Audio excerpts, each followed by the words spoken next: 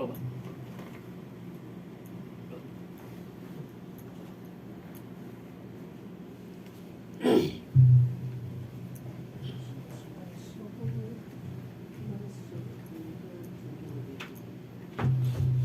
Amen mga kapatid. Tayo po tumayo at basahin natin salita ng Panginoon. In Matthew chapter 9, verse 14 to 17. Basahin natin sabay-sabay mga kapatid. Matthew chapter 9, verses 14 to 17.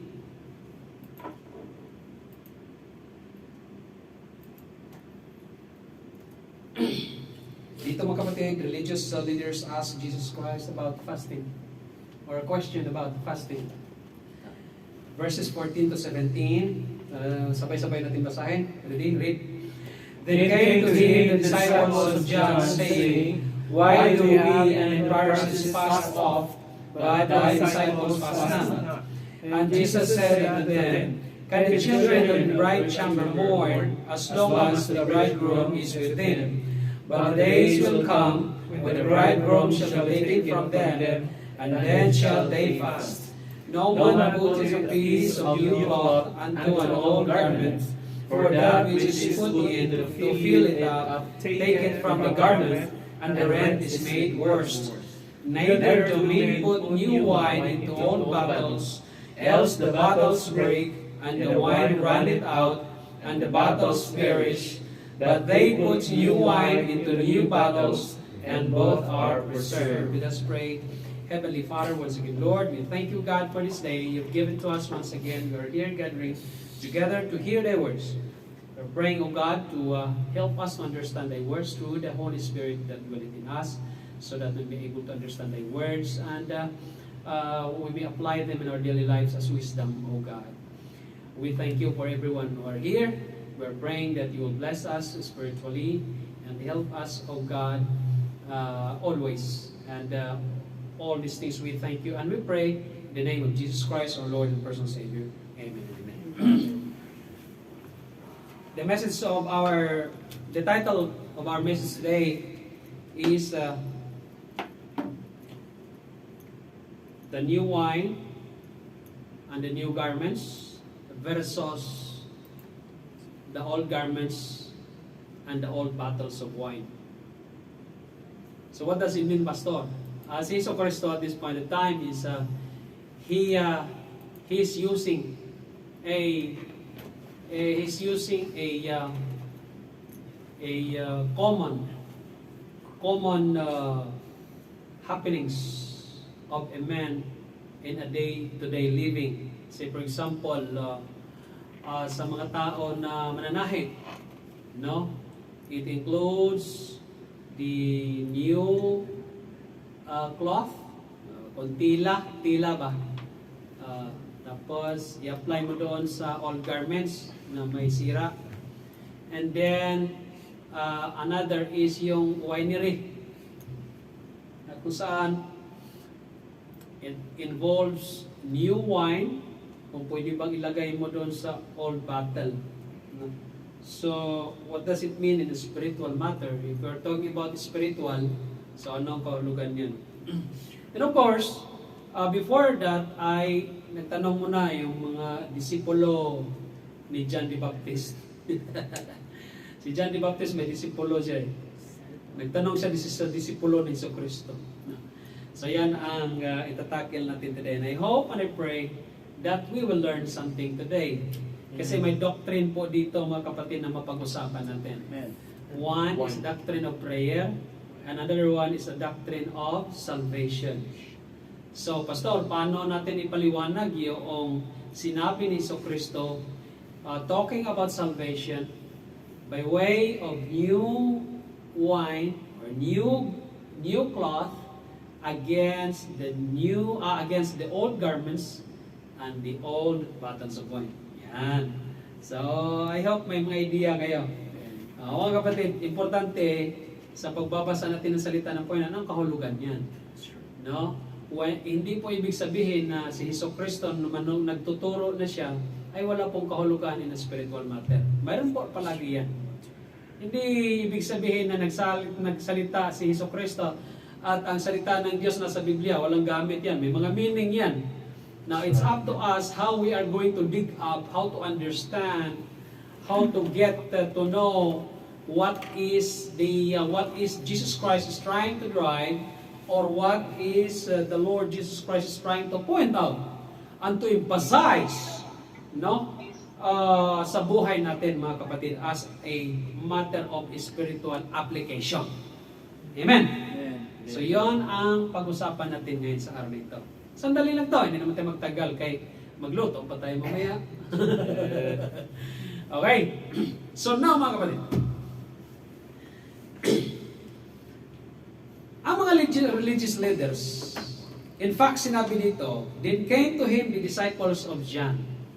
Kasi doon sa book of John, mga kapatid, itong mga disipulo ni John the Baptist, mga kapatid, pumunta pa to kay Hesukristo talaga. Nagtanong pa nga ito doon eh. Nagtanong pa nga ito kay Hesukristo, when in fact, si John the Baptist ay alam niya na si Hesukristo ay darating. Di ba? In fact, si John the Baptist ay he is called the forerunner of the Lord Jesus Christ. Tama? Right, amen. Siya po ang nauna at ipinaliwanag niya na mayroong darating na si Hesukristo, at ang trabaho ni John the Baptist is to prepare the way, making the highway straight, making the path straight, para pagdating ni Hesukristo, mabilis na lang pumasok si Hesukristo sa puso natin. Bakit? Kasi nauna si John the Baptist, ang ginawa niya is baptism of repentance. Iba ang baptism of repentance, iba din po yung repentance for salvation. Iba yun ha. Ang baptism of repentance, ang trabaho ni John the Baptist, bautismuhan mo na ito mga ito. Magsisisi kayo sa mga kasalanan ninyo. At pag malinis ng puso ninyo sa kasalanan ninyo, pagdating ni Hesukristo, manampalataya kayo. Ito ang magtanggal ng kasalanan natin talaga. Behold, the Lamb of God that taketh away sins. Nandoon yun sa book of John. And therefore, papasok ngayon ng kaligtasan sa mananampalataya. Ito yung tama ko ba? Okay? Ganun ang nangyari ha. Itong mga disipulo ni John the Baptist, pumunta. Hindi yan John the Beloved ha. Dalawang John sa Biblia, John the Baptist at saka John the Beloved. Si John the Beloved, apostle yon, kapatid ni James. Mga anak sila ni Zebedee. Okay? Ito, disipulo ni John. Ang disipulo ni John pumunta doon at tinanong yung mga disipulo ni Hesukristo. Ang sabi agad dyan, why do kami, at ang mga Parisiyo, pabira, no? Hinahanay nilang mga sarili nila sa mga Parisiyo. Ang mga Parisiyo, mga kapatid, anti-Christ yan. Hinahanay nilang mga sarili nila sa mga Parisiyo. Sabi nila, bakit kami at ang mga Parisiyo palaging nag-aayuno? Palagi daw. Baka araw-araw itong mga to, mag-fasting Alright? Palagi kaming nag-aayuno or nagfa-fasting, pero yung disciples, tinanong nila si Jesus Christ at tinanong nila, bakit yung mga disipulo, bakit kami at mga Parisiyo, palagi kami nag-aayuno, nagpa-fasting, pero yung mga disipulo mo, hindi. At ang nangyari, kain lang kayo ng kain. Grabe, Kasi ang fasting, mga kapatid, remember, ang fasting ay may tatlong klase. Partial fasting, absolute fasting, and supernatural fasting. Alright? Yung mga supernatural fasting, mahabang panahon na yun. 40 days and 40 nights fasting. No water and food. Tingnan natin kung hindi pa mamiyahok yung mga mukha. Ganon siguro. Pag mataba ka nung pag-alis, nung pagbalik mo siguro, hindi ka na makilala. Nag-try niya pastor, namatay. May nag-try na pastor, namatay. Yung balita, yung balita, 20 days nga lang yun siguro. Ano ba yung balita? Patay siya. Sa Zimbabwe, May kinaya. Zimbabwe. Abay, naman lagi ang ibang klase. Si Moses, ginawa ni Moses ang 40 days, 40 nights.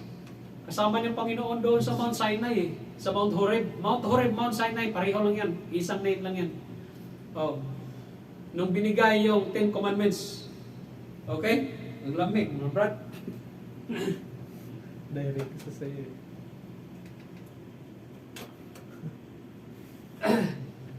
Okay? Yung partial fasting, katulad ng ginawa ni Daniel. Nag-fasting siya, pero ang ginawa niya, lugaw or hindi mabuting pagkain. Kasi mabuting pagkain ba? May mga salad, may mga karne ng spare ribs, dyan sa may sa may bukari, mga ganyan ba? Tapos, ikaw naman ang masasarap na pagkain. Oo, di ba? May mga steak, may mga diba? May mga inihaw na kambing o kaya yung mga tupa, ganyan ba? May special yan. Pero, ang ginawa ni Daniel, mga kapatid, hindi mabuting pagkain. Siguro, kung sa atin pa, lugaw-lugaw lang muna tayo. Wala tayong pagkain eh. Parang si Clyde lang. Pa, ano ba pagkain mo dyan? Nakanin lang talaga to. O di, anohan mo ng kain. Asin, para mumalat. Oo.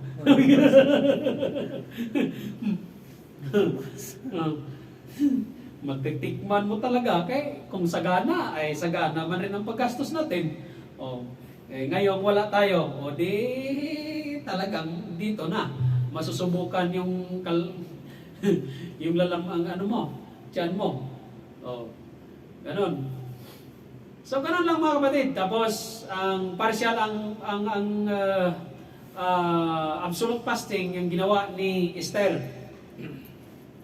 No food, no drinks, 3 days or nights. 3 days or 3 nights. So ibig sabihin 12 hours lang. 12 hours, walang pagkain, walang tubig, wala ding pagkain for 3 days. Diba, ngayong araw na to, tapos pagdating ng mayang hapon, kakain. Bukas naman, ganyan, 3 days. Yung supernatural fasting, ginawa ni Moses. 40 days, 40 nights, nung binigay ang 10 Commandments. Tapos bumaba siya, nakita niya si Aaron at ang mga tauhan niya. Talagang gumagawa na ng golden calves. At ang ginawa niya, binato niya, nabasag. Ang sabi ng Panginoon, bumalik ka. Bumalik siya doon. Sabi niya, at this point of time, ang una, si Jesucristo ang nag-cut ng bato. Pero at this point of time, siya na. Sabi ng Diyos, mag-cut ka ng bato. Tapos, isulat natin ulit yung commandments na kung saan sa dating nangyari dahil yung unang table of stone ay nabasag. At ngayon, 40 days and 40 nights din ulit yun. No food, no drink. Bakit hindi nagugutom? May kapangyarihan ng Diyos eh. Tandaan mo yan. May kapangyarihan ng Diyos.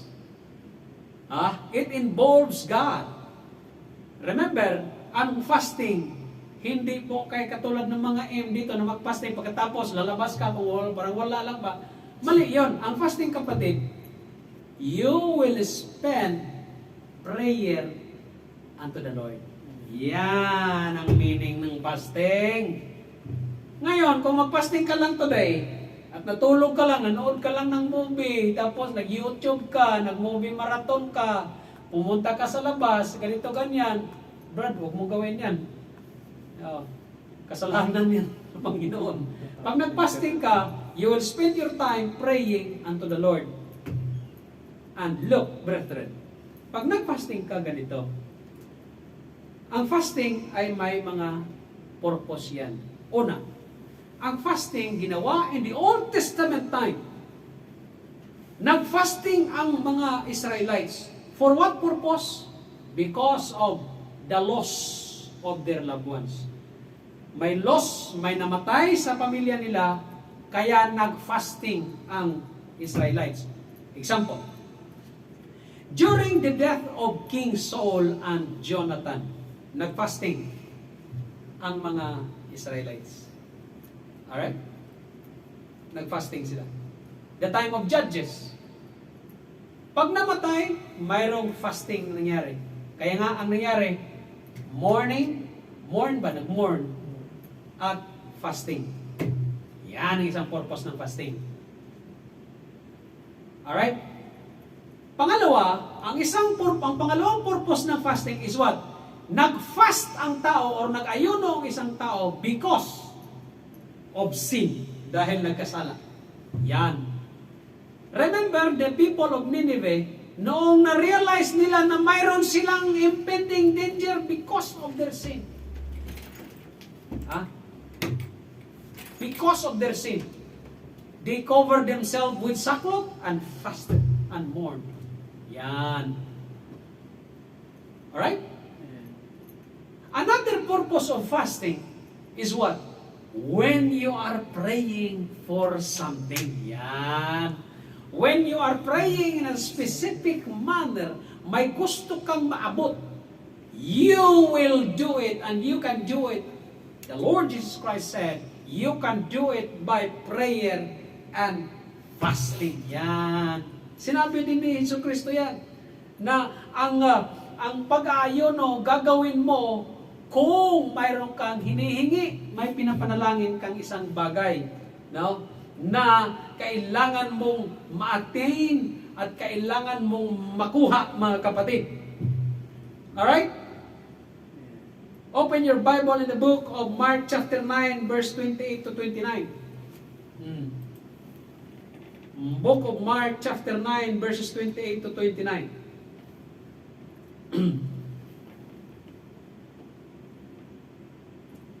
Yan. And verse 28, it is the Lord Jesus Christ. Itong tagpong itong mga kapatid, mayroong ang mga mananampalataya iba, mayroong na possess at kailangan na i-cast out ang devil. Ang demonyo ba na possess ba? Kailangan i-cast out ang demonyo. Hindi nila mag-cast out ba?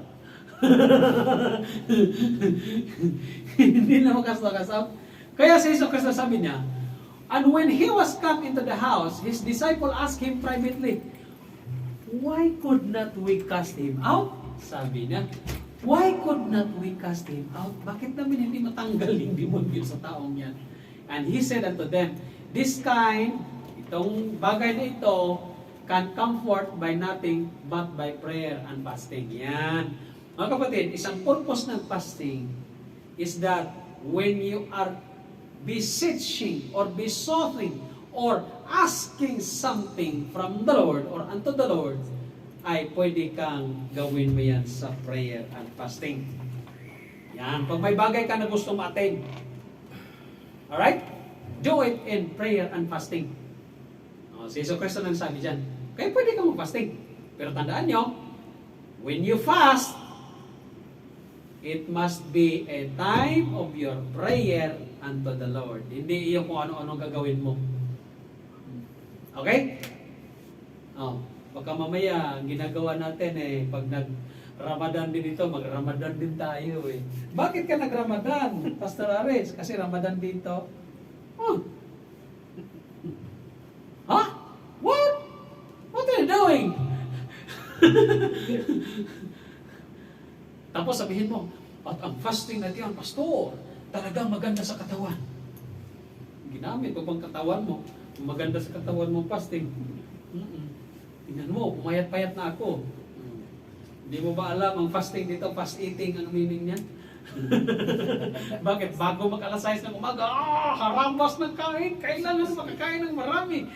Kasi pagdating ng alas 6, in punto, pak! Tolong. Gising alas 12, Ganun. Tapos pupunta sa opisina, lalango kunyari ba. Tapos kukuha ng gamot ng kahoy. Sabi ko, fasting ba ba yan? Nga mayroon kang magkinikip-kip. Di ba yung kahoy? Ganun-ganun. Tinututbrush nila ba? Maganda daw yan Subukan kayo natin mo. Masarap daw katas. Bihira. No? You can do fasting, prayer and fasting, mga kapatid, if you're asking something unto the Lord. Open your Bible in the book of 2 Samuel chapter 1 verse 12. 2 Samuel chapter 1. 2 Samuel chapter 12 pala, I'm sorry. 2 Samuel chapter 12 verse 16. Okay, tingnan nyo. Si King David dito, iba ang ginawa niya. Di ba may fasting pagka namatayan ka na? Okay? Katulad doon sa nangyari ni King Saul nga at saka ni Jonathan. Ang fasting na ginawa ng Israelites because namatay sila. Namatayan ba? So pwede kang mag-fasting doon. Dito, baligtad yung ginawa ni King David. Di ba baligtad yung ginawa ni King David dito? Nag-fasting siya, praying for something unto the Lord, na somewhat God must be merciful unto His child, na mabuhay pa. Hindi naman eh. Kasi kapatid, ang nangyari dito, sinabihan na siya ni Prophet Nathan, na yung anak mo, mamamatay yan. Sinabi na ng Diyos yan, through Prophet Nathan. Kasi ang ginawa niya, inasawa niya si Bathsheba eh. Inasawa niya si Bathsheba. At ang ginawa niya, minorder niya si Uriah. Di ba? Saan ka man makahanap ng leader? Sabi ko nga ni Brother Lemuel, saan ka man makahanap ng leader na wala dito? Saan ang leader niyo dyan? Church, Pilipinas. Tapos, siya ang pastor ninyo. Oo, siya lang magbigay ng instruction anong gawin namin dito. Saan ka makahanap ng leader na ganyan, kapatid? No. Di ba, ang leader mga kapatid, pagdating sa gera, nasa labanan, nasa unahan yan. Yan ang leader. Eh si King David, doon lang siya sa rooftop ba? Ganun-ganon lang siya sa rooftop eh. Oh, saan ka? Bakit ka nandyan? Tinambad ako. Siguro ganun ba? Asan ang matahan mo? Gira. Bakit ka nandyan sa taas? Yun pala. Ganun ba? Uy, may magandang tikita. Sino to? Bathsheba. Ayan na. Agay. Yan ang mahirap. Ang leader dapat nandoon kasama yung church.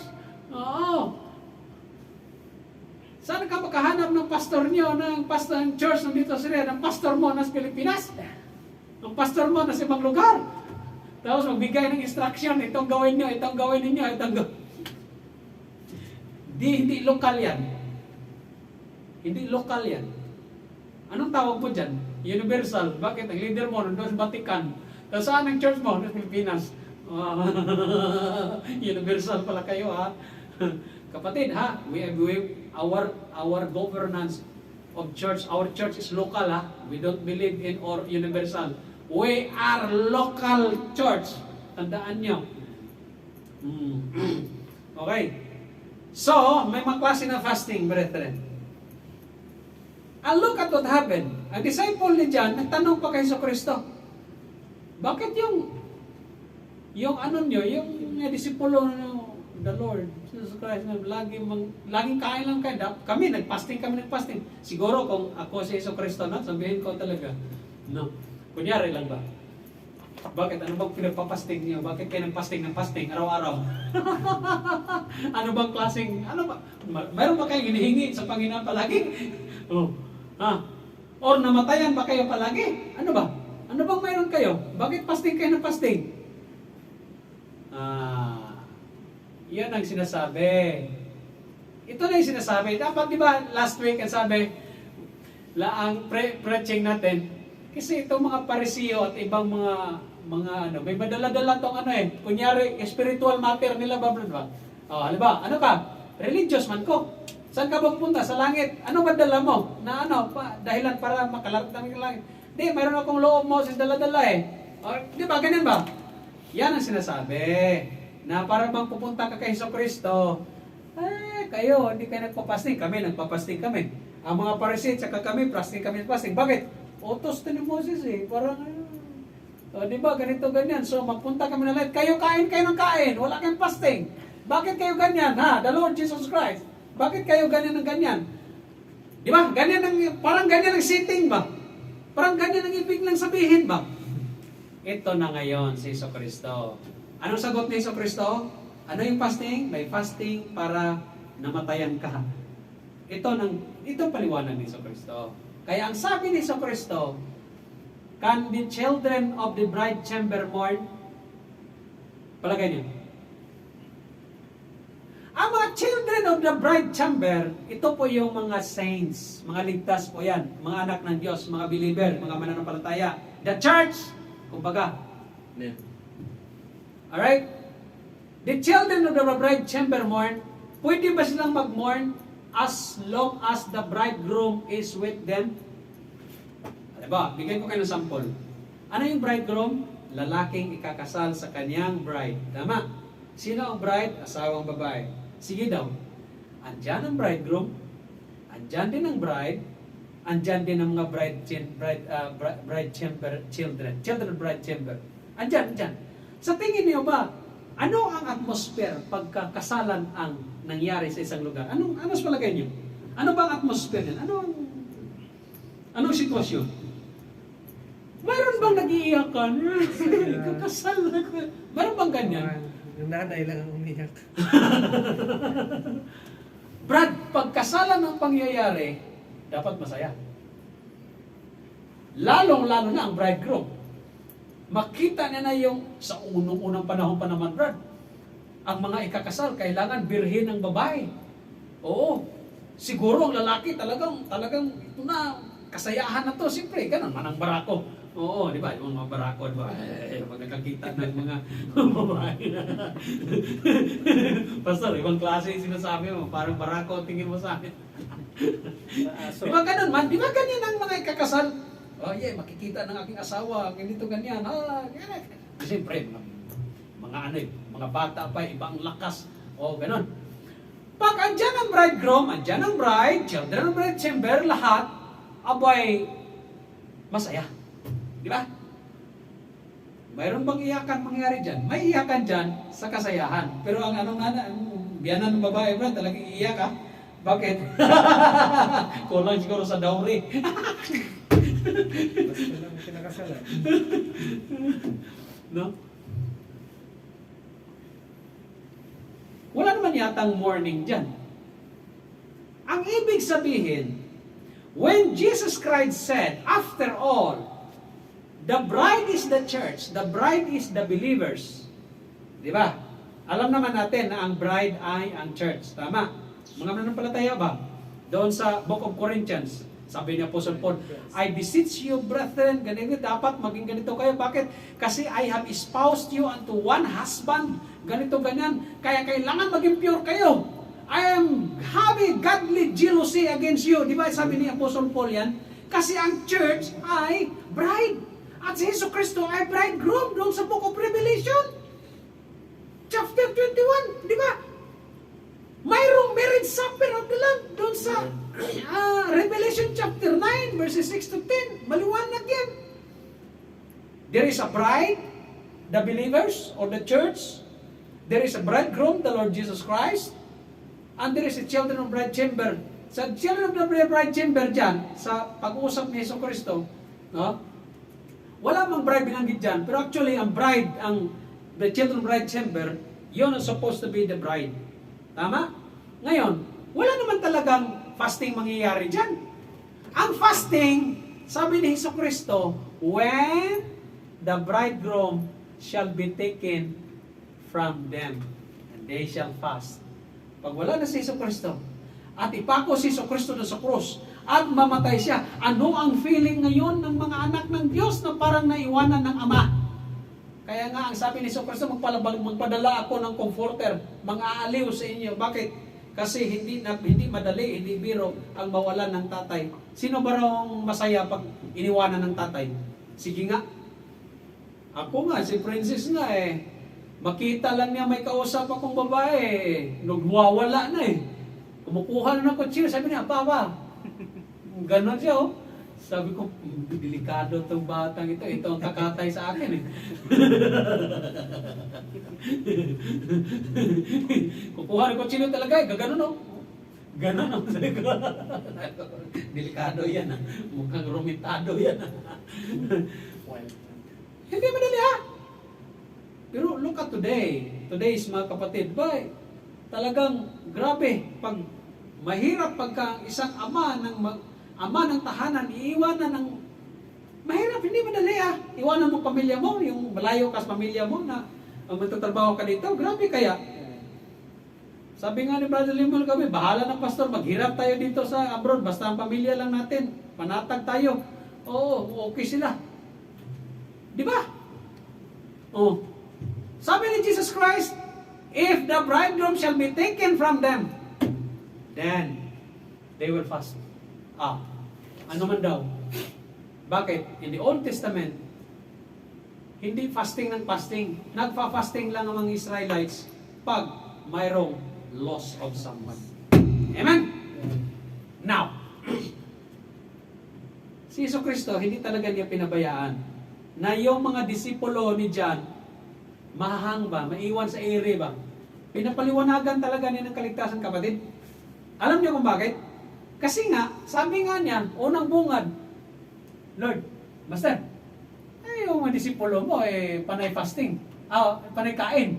Kami, fasting kami ng fasting. Para bang may dala-dala silang kaligtasan na kayo, mukhang impyerno kayo patungo, kami hindi. Langit kami patungo. Bakit? O kita mo, fasting kami ng fasting. Para bang sabihin ba, Brad, ba, na ang palatandaan ng pagpunta ng langit, fasting ng fasting. Mga anak kami ni Abraham, bakit fasting kami ng fasting? Kayo, tingnan nyo, kain lang kayo ng kain, wala na kayong ginawa, kundi kumain ng kumain, kayo ng kumain. Kami, abay, pinaliwanagan ni Jesucristo ngayon, ang doctrine of salvation. Okay, dito tayo mga kapatid. Anong ibig sabihin ng doctrine of salvation dyan? Soteriology tayo ha? Soteriology, dito tayo magtutuos. Alright? Anong sabi ni Jesucristo dyan? No man putteth a piece of new cloth unto an old garment. Wala daw maglagay, magtagpi ba, magtapak ba sa Bisaya ba?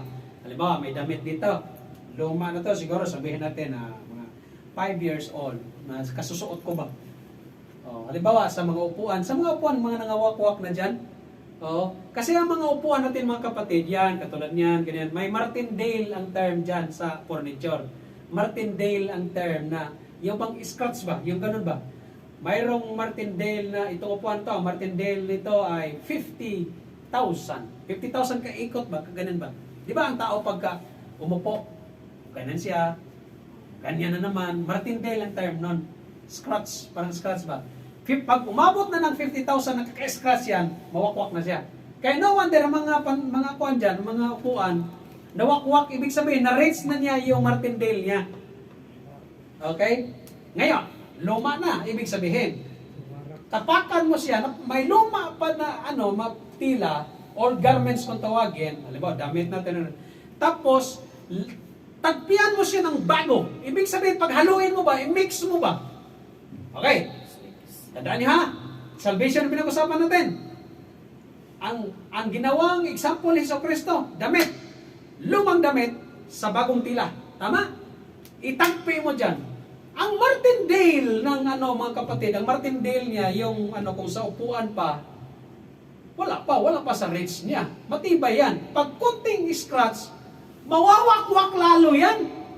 Parang damit na pagka tinapakan mo ng bago ang luma, konting ikibot mo lang, mawakwak yung bandang lalo masisira. Pangit tingnan.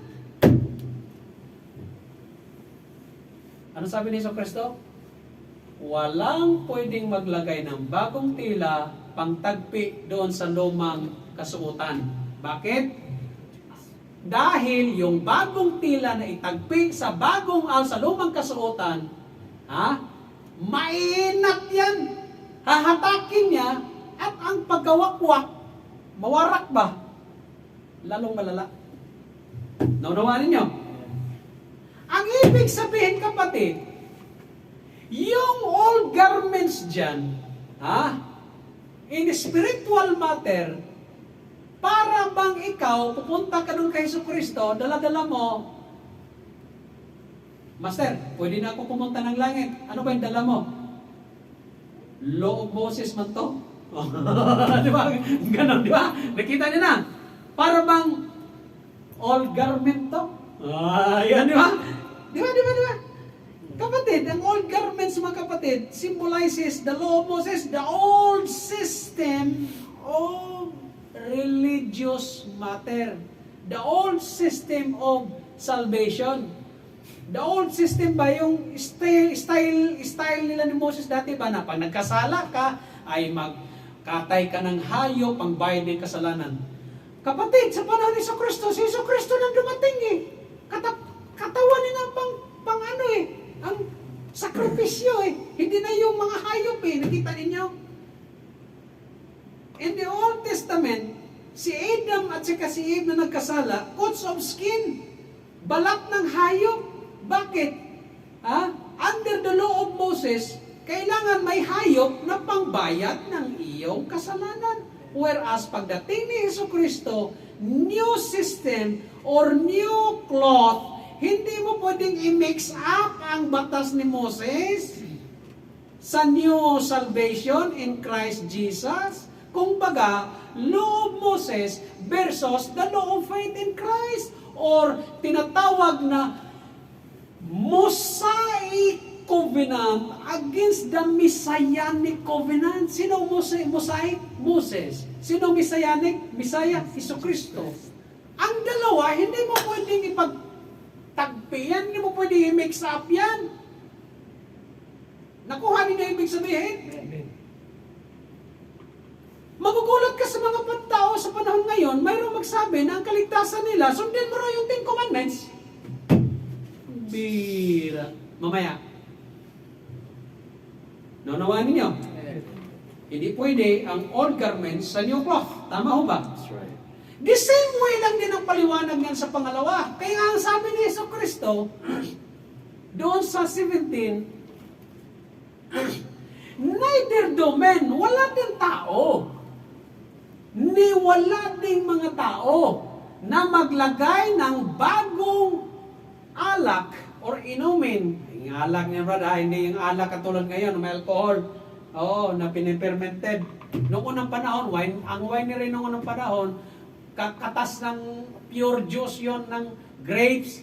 Pagka, yung tawag nito, yung ini-extract nila yung juice at ilagay nila sa yun na yung wine. Hindi sa panahon ngayon, may alcohol eh. May 80% alcohol, mayroong ganun eh. So anong ginawa nila? Hindi pwede na ilagay mo ang bagong alak or bagong wine or inumin doon sa lumang bote ng alak. Mga kapatid, hindi po yan glass na bottle ha. Noong unang panahon, sa panahon ni Jesucristo, ang mga bote po noon ay hindi bote ng glass na nababasan. Kundi, ang bote noon ay balat ng kambing. Tinatahi nila doon sa mga gilid at maging watertight sila, hindi lulusot yung, di ba yung mga tubig noong unang panahon, parang nakaano nga lang dito eh, balat yun eh, tapos iinom mo, ganun, nandun ang tubig, ganon, or wine. Kapatid, ang wine, kapatid, pag ilagay mo sa lagayan, it will expand. Mag-expand mo na, mag-burst po yan kasi bago nga. Alright? Mag-expand and causing the goat skins to expand, lalaki siya. Tapos, along the age of time, ay mag-stay na siya. Tatanang na siya. Tapos, ang mangyayari niyan ay magiging, yung magiging alak na, parang ganon. No? So, nakita niyo mga kapatid, hindi pwede na ang lumang bote, lagyan ng bagong wine, kundi ang bagong wine, ilagay sa bagong bote ng wine. Kasi pag ihalo mo doon, yung lumang bote, ay talagang mag-expand yun, yung mga wine na nandoon, mag-mix, tapos lalabas, matatapon yung mga hindi ma-preserve ang tamang wine. Nakuha ninyo? Hindi, ang ibig sabihin, ang new wine, at saka yung old bottles, hindi mo pwedeng ipag-mix. Alright? Hindi mo pwedeng i-mix up siya. Otherwise, ang mangyayari niyan, hindi ma-preserve. Ngayon, talking about kaligtasan. Ang old system, yung tawag na Mosaic covenant against the Messianic covenant, which is salvation through the Lord Jesus Christ. Here, salvation through the law of Moses, wherein you will apply or you will kill animals as your burnt offerings or sin offerings, wherein pagdating ni Jesucristo, ang kanyang katawan na ang final atonement o final na handog, final na sacrifice. After that, wala na. So, ang kaligtasan sa panahon ni Jesucristo, panahon ni Jesucristo ay pananampalataya kay Jesucristo, ang dugo ni Jesucristo. Pag i-mix up mo yan, hindi ma-preserve ang tamang kaligtasan. Amen? Pastor, saan mababasa yan? O, tingnan natin. Open your Bible in the book of Hebrews. O, dito tayo. Tapusin na natin. Book of Hebrews chapter 8. Sa book of Hebrews chapter 8, verse 1. Now, Jesus, the high priest of a better covenant. Nakita niyo?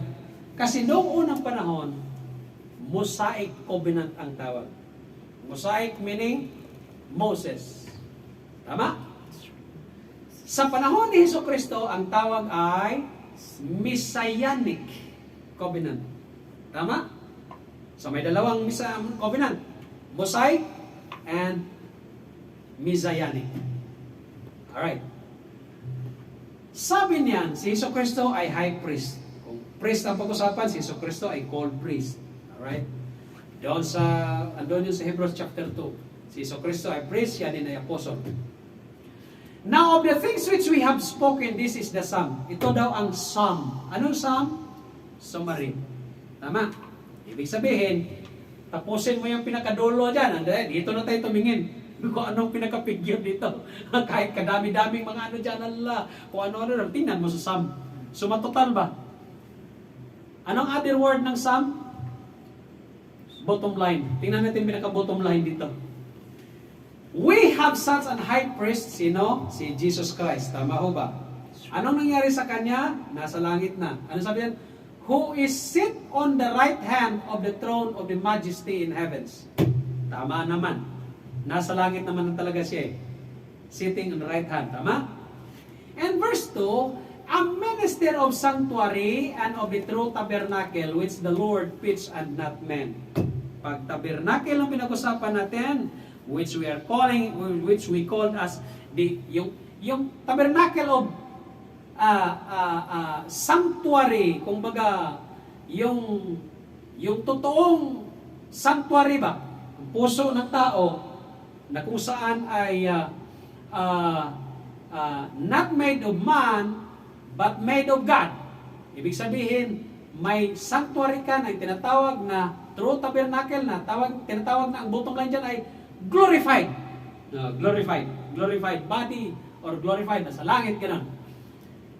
For every high priest is ordained to offer gifts and sacrifices. Ang mga pari noong unang panahon, nag-offer ng sacrifices at gifts.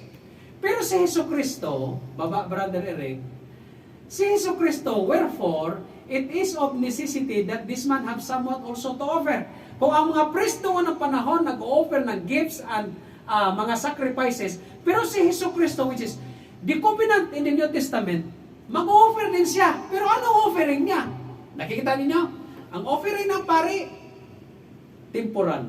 Pero si Jesucristo, sarili niya na ang ino-offer. Alright? Yan ang ibig sabihin yan. In verse 4, for if he were on earth, nung nandito siya sa lupa, he should not be a priest, saying that there are priests that offer gifts according to the law, who serve unto the example and shadow of the heavenly things, as Moses was admonished of God when he was about to, forward, Brother Eric, to make the tabernacle, for see, said he, that thou make all things according to the new pattern showed to thee in the mount. Ibig sabihin, si Moses doon sa Mount Sinai, tinuruan ni Jesucristo yan kung paano ang offering ng mga priests sa panahon na yun. Anong offering ng mga priests noong unang panahon? Gifts and sacrifices. Alright?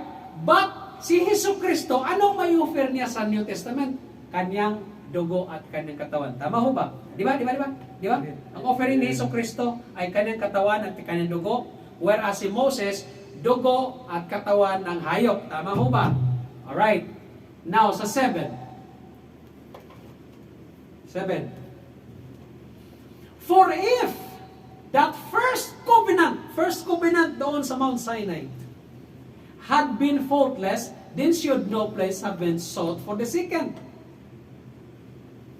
First covenant, Mosaic covenant, where? In Mount Sinai. And second covenant or new covenant. New covenant. Ang New Covenant is New Testament against the Old Testament. Ano ang New Covenant? Si Jesus Christ. Ano ang may offer niya? Katawan niya at dugo niya. Kung may mayroong puwang ang first covenant sa new covenant, walang gamit ang new covenant. Tama? And verse 8.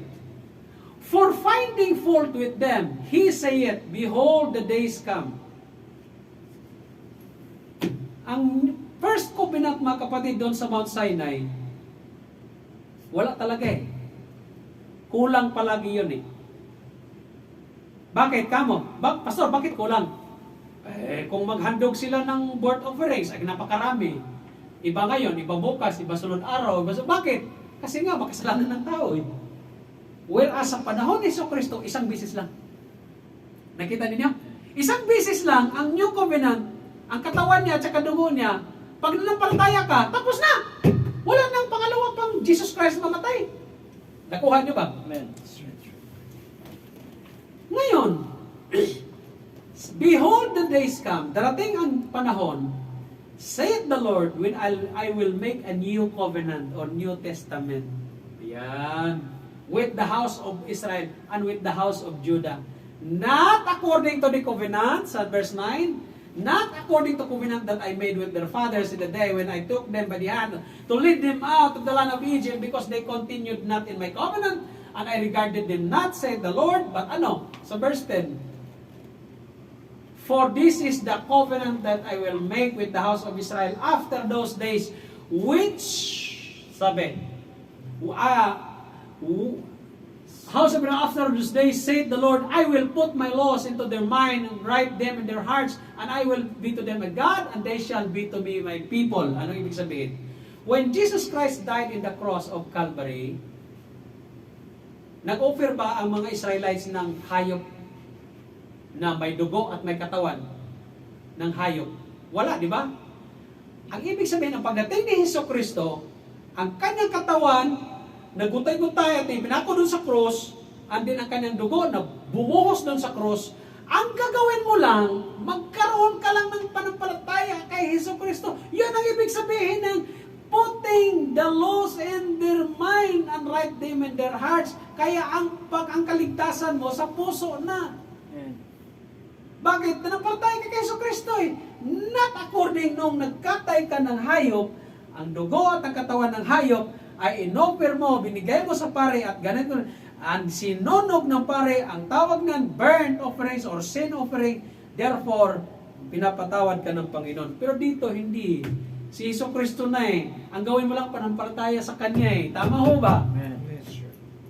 May pagkakaiba, yung Mosaic Covenant called the Law of Moses against the Messianic Covenant called the Law of Faith in the Lord Jesus Christ. May pagkakaiba dyan. Tama ho ba? In verse 11.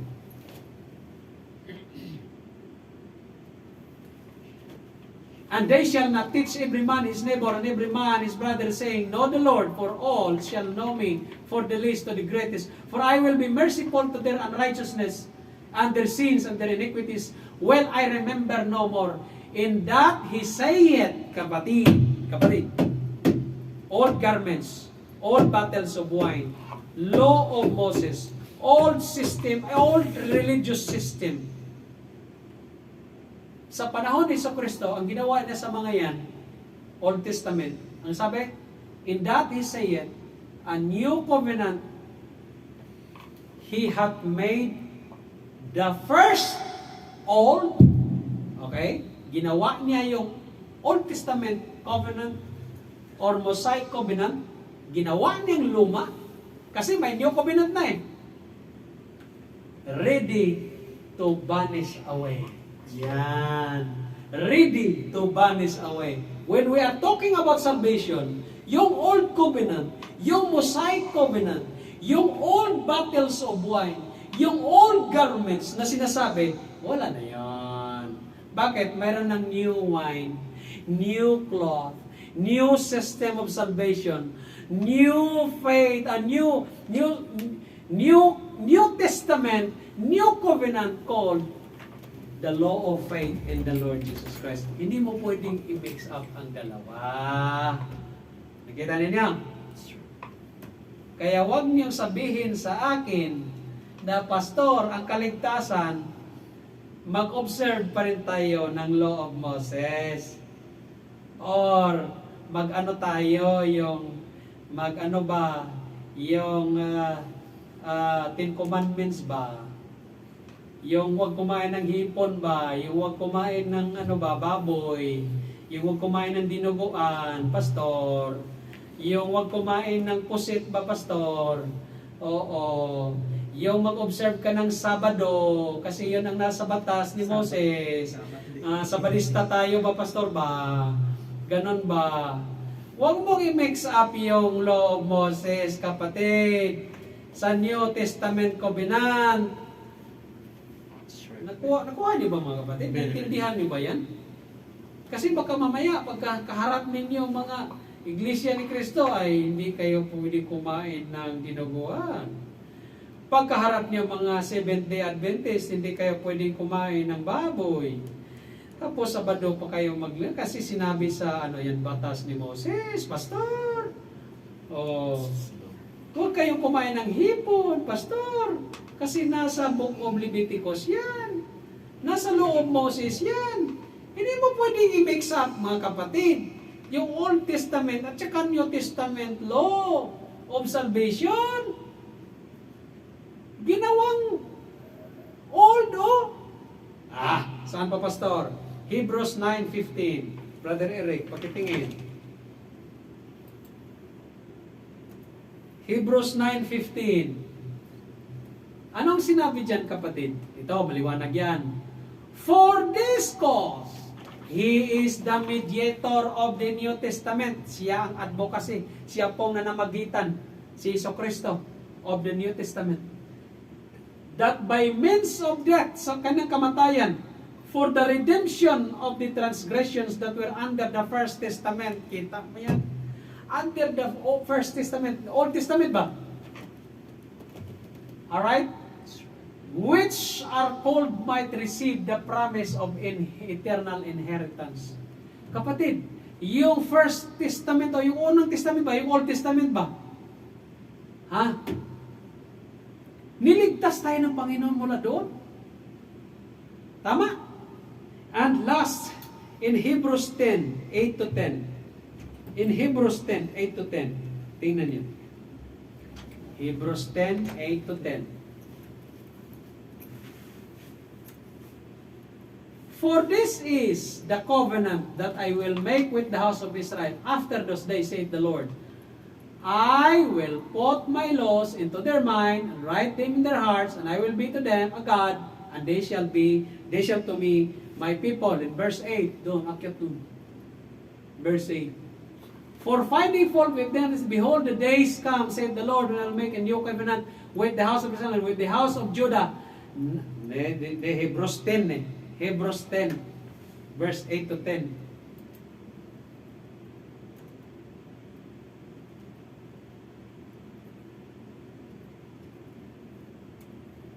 Ano sabi dyan? Above, when he said, sacrifice and offering and burnt offerings and offerings for sin, the word is not. Kita mo, si Jesucristo, tingnan mo, yung mga sakripisyo, burnt offering, sin offering, tapos na yan. Hindi natanggapin ng Panginoon yan. Hindi. Tapos na siya Si Jesucristo na pinaka-final atonement Which, neither had pleasure therein, which are offered by the law. Law of Moses ba? Sa 9, then said he, law. Ano sabi dyan? Law. I come to do thy will, O God. He take it away. The first Old Testament, that he may establish the second or the New Testament. He take it away the old, that he may establish the second. Second, ano yung second? Second covenant ba? Salvation through the law of faith in Jesus Christ ba? And verse 10, by the which, yung second na yan, second salvation, second covenant, by the which will we are sanctified, pinabanal tayo, through the offering of the body of Jesus Christ, once and for all. Ano nga nila? Hindi pwedeng i-mix up ang law of Moses, ang Old Testament, at saka ang New Testament covenant. Hindi pwedeng i-mix up yun.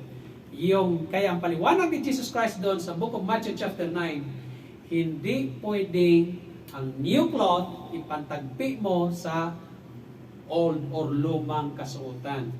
Neither din na maglagay ka ng alak, ng bagong alak doon sa lumang bote ng alak. Otherwise, it will burst and it will lalabas siya. Pag lumabas siya ay magkaroon ng at hindi ma-preserve ang wine or ang inumin. Amen? Naunawaan niyo ba mga kapatid? Kaya nga, ang sabi doon sa Romans chapter 10 verse 4, for Christ is the end of the law. Alright? For Christ is the end of the law. For righteousness to everyone that believeth. Para sa katuwiran sa lahat ng mga nagsisisampalataya. Ang law of Moses, wala na yan. Old garments, old bottles of wine, hindi yan pwede. Amen ho ba? Kasi mawawakwak lang, kawawa yung old garments, kawawa din old bottles. Kasi alam mo, mananaig talaga ang new wine, mananaig yung new cloth. Ibig sabihin, mananaig si Jesus Cristo, si Jesus Christ over them. Amen mga kapatid? This is the doctrine of soteriology, doctrine of salvation. Dapat kaya niyo yung ipaliwanag yan. Hindi basta-basta ang usapin yan. When Jesus Christ saying something, using that common items of man, dapat maunawaan natin that it has something to do with our spiritual application and its spiritual matter. Amen? Purihin ang Diyos and let us stand. Let's pray.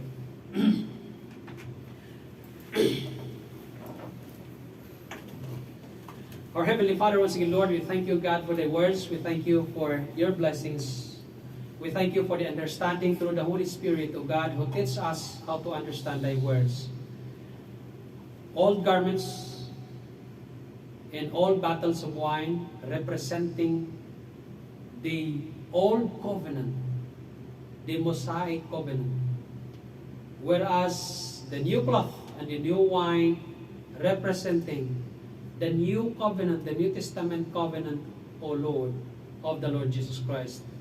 This is Messianic covenant, meaning salvation through the law of faith in Jesus Christ. Salamat, Panginoon. Ang dalawang bagay na ito ay hindi pwedeng i-mix up, ipagsabay-sabay, bagkos you make the old covenant wax and old and vanish away because you establish the second covenant. Salamat Panginoon sa kaunawaan. Salamat sa iyong habag. Salamat sa iyong pagmamahal. Patuloy mo kaming gabayan at ang church na ito, mga kapatiran, gabayan patuloy. Ingatan niyo po kami at pagpalain. Salamat uli sa wisdom. Purihin po yung pangalan o God at binabalik namin ang kapurihan sa iyo lamang. At ang lahat na ito ay pinapasalamatan ka namin sa dakilang pangalan ni Kristo ng Panginoon Pagligtas. Amen and amen. But